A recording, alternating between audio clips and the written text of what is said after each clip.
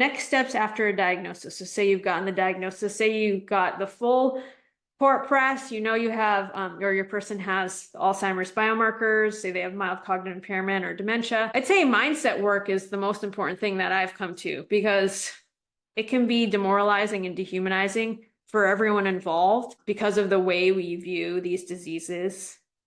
And so it's really a matter of pushing back on that narrative, and that is difficult, but it can be done. And I have seen people do really well who aren't willing to accept that their life is over, because it's not. And many people have these diseases for many years and they live very full lives.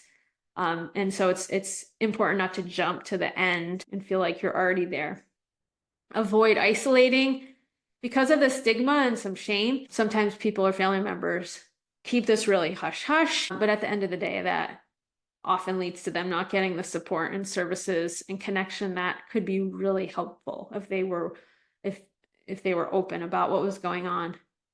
The 7 million people in the US have dementia, so it's likely that you speaking up about this, that you or your family members experiencing, other people around you will then also say they're also experiencing this. Self-care and wellness is important for everyone involved. Right away, figure out, okay, this is really a marathon, and how are you going to adapt and adjust your life and schedule so that you can continue to infuse it with those things that make you feel good? And that could be a variety of things, and you may need to adapt how you're doing them, but it's so important to keep those going. Build your team, collaborate with family, friends, medical professionals, and community. Spread the net. People really do want to help. And when family and friends offer to help, definitely take it and don't wait till you're feeling overwhelmed and burnt out.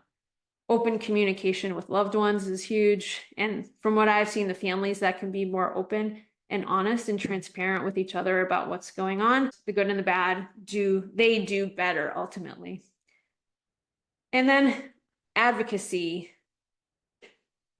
We need to advocate all along to make sure we're getting the most precise diagnosis and support. We'll probably need to do as a family, if you're a loved one of someone going through this cognitive decline, it is going to be a lot of legwork, especially at first, to find the right resources and connections that can be helpful, but it's worth doing that and advocating for yourself. And just getting through that and then finding that can be very empowering.